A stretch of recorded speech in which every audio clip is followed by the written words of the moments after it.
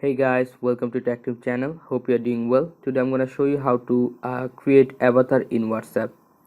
So let's go to the WhatsApp first. Click on three dot icon above. Go to settings.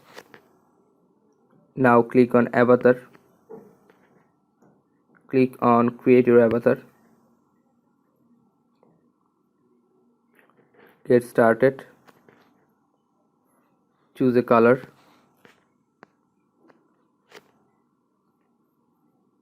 Now choose a person who you like most. I'm choosing this one. Click on done. Save changes.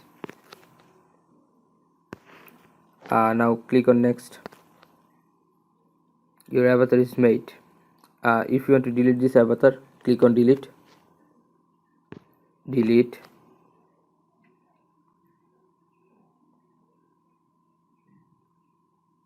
And you can create again by clicking here. So this is how you can create and delete avatar in WhatsApp. If you find this video helpful, then give a thumbs up and hit the subscribe button. Thank you so much for watching the video.